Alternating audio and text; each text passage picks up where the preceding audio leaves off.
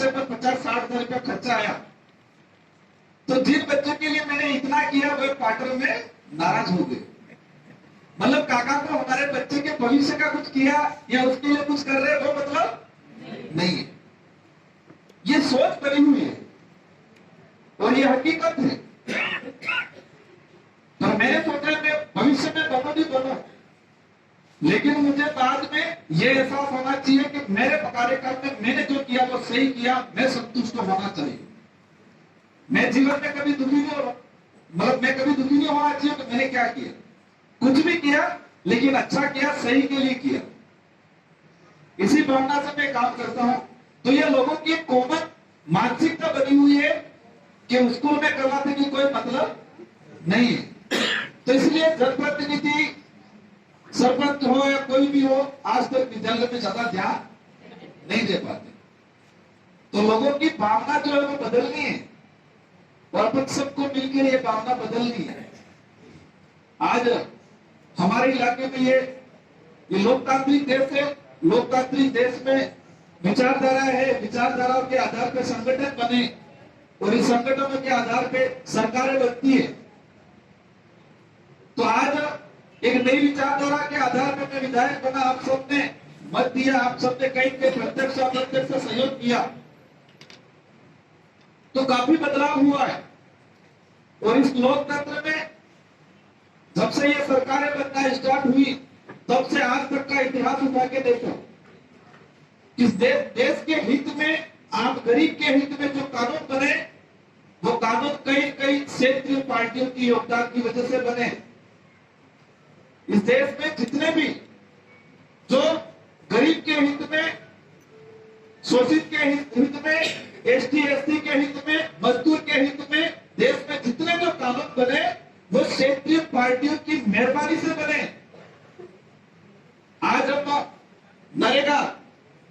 नरेगा जो योजना है, जब केंद्र में सरकार बनी, लेफ्टिस्ट के कुछ संगठन ने उनको समर्थन दिया और उस संगठन की मांग थी और आज नरेगा कानून बना। आज फॉरेस्ट राइट एक्ट आया, वन अधिकार अधिनियम में आया। दक्षिण भारत की कुछ क्षेत्रीय पार्टियों ने केंद्र को समर्थन दिया और आज फॉरेस्ट राइट एक्ट आया तो वन विभाग में रहने वाले लोगों को आज पट्टा मिल रहा है। आज शिक्षा का अधिकार अधिनियम आया। तो ये मध्य प्रदेश वाला छत्तीसगढ़ इलाका में सोशल एक्टिविस्ट काम कर रहे थे और कुछ क्षेत्रीय पार्टी ने मिलकर सरकार को कहा कि ये होना चाहिए, शिक्षा का अधिकार मिलना चाहिए, शिक्षा का अधिकार आया। भले किसी भी सरकार ने ये किया, लेकिन इसके पीछे जो मेन कारण है वो इस देश के जो सोशल जो एक्टिविस्ट हैं, इस देश की जो क्षेत्रीय पार्टियां हैं, उनकी वजह से देश में जितने भी जो हम कहते हैं शिक्षा का अधिकार, राइट टू इंफॉर्मेशन, जो सूचना का अधिकार आया, उसकी इतिहास खत्म हो, वो भी सोशल एक्टिविस्ट ने ये प्लान किया और सरकार पे दबाव बनाया क्षेत्रीय पार्टियों के थ्रू।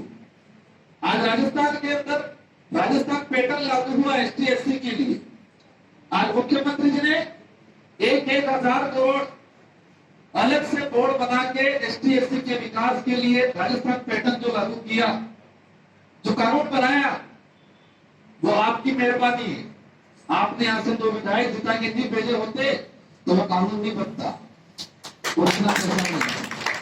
वो बात अलग है, उस पैसे की मॉनिटरिंग कौन करेगा और वो खर्चा कहां होगा। क्योंकि हमारे देश के संविधान में हम कहते हैं 1950 में लागू हो गया, लेकिन कई ऐसे अनुच्छेद है जिनकी आज तक भी धरातल पे पालना नहीं होती। अभी डीओ साहब बता रहे थे फॉरेस्ट का, मुझे भी इतना अवगत नहीं था, लेकिन मुझे जरूर पता था कि वन विभाग के अंदर जो भर्तियां निकलती है उसमें प्रमोशन जो होता है उसमें कुछ साथी वहां का बाहर का आता है, प्रमोशन से 2 महीने पहले ट्रांसफर कराते हैं और प्रमोशन लेने के 3 महीने बाद वापस चले जाते हैं। ये मोटी मोटी जानकारी आई और इस आधार में मैंने क्वेश्चन बना के निकलवाया तो सामने ये चीज आई कि फॉरेस्ट विभाग के अंदर शेड्यूल 5 के जो प्रावधान थे आज तक लागू नहीं किए। तो ये बात इसलिए बता रहा हूं मैं कि हमारा जो देश है एक लोकतांत्रिक देश है। और इस लोकतांत्रिक देश में जितनी क्षेत्रीय पार्टियां होंगी, जितने सोशल एक्टिविस्ट होंगे, तो ये संविधान पूर्ण रूप से पालना कराएंगे लोग। इसलिए आप सबका कई कई योगदान रहा। और आज मेरा वक्तव्य समाप्त करने से पहले आप सभी गुरुजनों से निवेदन करना चाहूंगा मैं कि ज्योति का और इस क्षेत्र के बच्चों का भविष्य क्या होगा वो आपके हाथ में। कई बार शिक्षकों को लगता है कि रोज एक ही काम, सुबह उठ के जाना, जाके साला दर्पण देखना, पोशाक खिलाना, बच्चों को पढ़ाना, फिर शाम को वापस आना, कई बार बोरिंग भी लगता होगा। लेकिन आप हर दिन की जो सुबह को नई ऊर्जा के नए विचारों के साथ जाओ, आपको हर दिन नया लगेगा। हर दिन नई ऊर्जा के साथ जाओ, हर दिन नया लगेगा। और आपको बच्चों से भी कुछ ना कुछ ऐसी चीजें सीखने मिलेगी। तो मैं चाहूंगा हमारी ओर से जितना भी हो सके इतना मदद करेंगे बौद्धिक विकास में और शैक्षणिक आप लोगों को करना है। और मैं सीडीओ साहब से मैंने विधानसभा में भी बोला है, आपकी गौरव जी अग्रवाल जो थे उनसे भी मैंने बात की है।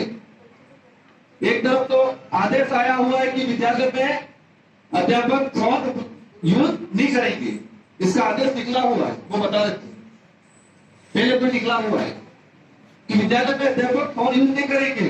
और दूसरी तरफ हम ऑनलाइन ही सूचना मंगवाते हैं, तो सूचना फिर फोन से देगा। तो बात रखिए और हम कोशिश करेंगे कि जो सूचना का जो सिस्टम है वो या तो सुबह स्कूल स्टार्ट होने से पहले कुछ कर ले या 3 बजे के बाद।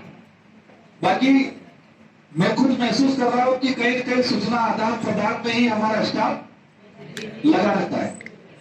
बच्चों के प्रति उत्तरदायित्व कम है हम, क्यों? क्योंकि हम सूचना देने के और अधिकारियों को खुश करने में उत्तरदायित्व ज्यादा है। क्योंकि समय पे सूचना नहीं दी किसी पीओ के अधिकारी, सीबीओ साहब तो तुरंत डांट फटकार लगाएंगे और पूरे सीबीओ से सूचना ऊपर नहीं गई तो संबंधित पीओ सीबीओ साहब को डांट लगाएगा। तो अध्यापक किसके प्रति उत्तरदायित्व है आज की तारीख में? अधिकारियों के प्रति, बच्चों के प्रति नहीं।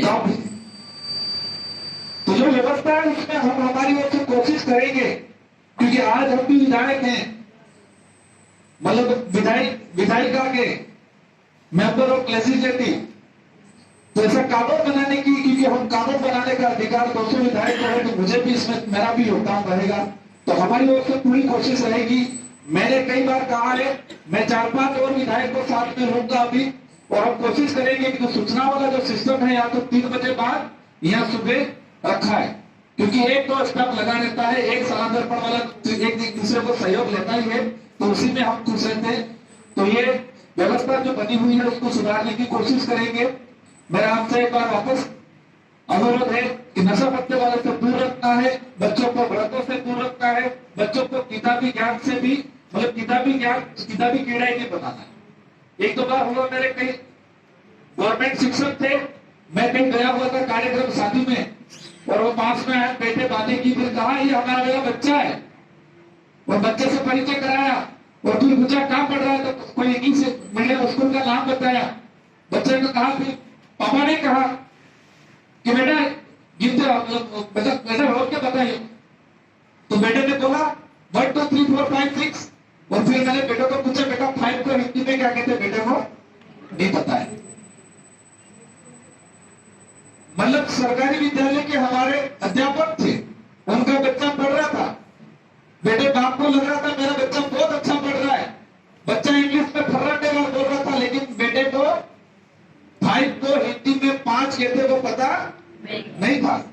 इसलिए हम कहते हैं कि हमारी मातृभाषा, उस मातृभाषा से स्टार्ट करना है हिंदी, हिंदी से हमको इंग्लिश, और फिर ज्यादा आगे बढ़ता है तो फिर चाइनीज या दूसरी फ्रांस या ऐसी कोई भाषा और पढ़ा लेना, लेकिन मातृभाषा और हिंदी भाषा को भी नहीं भूलना है। आज ये मातृ जो भाषा है, उस मातृभाषा का प्रभाव आदमी मरते दम तक वो प्रभाव छोड़ती नहीं है। मातृभाषा है, उस मातृभाषा का व्यक्ति पे जो प्रभाव है ये, वो आदमी मरता नहीं तब तक वो मातृभाषा उस व्यक्ति पे प्रभाव नहीं छोड़ती है, मतलब प्रभाव उसमें प्रभावित रखती है। हमें, मैंने एक चीज विधानसभा में भी बोली, कई बार मुझे भी लगता है, हमारे अन्य साथियों को भी लगता है, क्योंकि हमने शुरुआत में जो हमारी जो मातृभाषा है, पहली भाषा है, बागड़ी भाषा है, किसी की भी जो अपनी भाषा है मातृभाषा, उस भाषा पे वो रखा, फिर उस विद्यालय में गया, हिंदी में पढ़ा, तो बोलने में कहीं कहीं हिचकिचाता है। वो जानता तो बहुत कुछ है, लेकिन लैंग्वेज अच्छी भी होने के कारण हिचकिचाता है। और हम कई बार देखते हैं, आपने देखा होगा कि हमारे यहाँ का जो है ये से निकला है, च है, छ है, ये जो शब्द है वो स्पष्ट कई बार हम नहीं बोल पाते, क्योंकि वो मातृभाषा में वो शब्द नहीं बोलेंगे। तो बच्चों को भी मातृभाषा में शुरुआत में जो आया, विशेषकर हमारे पीएस वाले गुरुजन बच्चों को अपने हमारे मानसिकता वो हटा देनी है कि यार अपने भाषा बोलकर अपने असभ्य गणाई चीज हटा देनी। मैंने शिखर से बीएड की थी और पता नहीं मेरा सौभाग्य नहीं था, बाकी आप भी आपकी लाइन में बैठा होता मैं इधर कहीं। मैंने भी रीड दिया था, मैं पॉइंट से रहा था 2018 वाली में, पॉइंट 25 से रह गया था और इसी दौरान फिर वो विधायक के चुनाव हो गए। तो मैं शिखर से बीएड किया, तो उस दौरान मैंने देखा कई शादियों में, कई कार्यक्रम में गए, तो आरएस लेवल का आईएएस आदमी है, आरएस है, वो भी अपने सामाजिक कार्यक्रम में आए हैं, तो वहां की उनकी जो मातृभाषा है उसमें बोलते हैं। आईएएस बना हुआ आदमी भी अपने समाज में रहकर उनकी मातृभाषा बोलते हैं। और हमारे यहाँ पे मानसिकता बना दी है कि हम हमारी मातृभाषा बोलेंगे तो असभ्य माने जाएंगे, ऐसी मानसिकता बना दी है। मानसिकता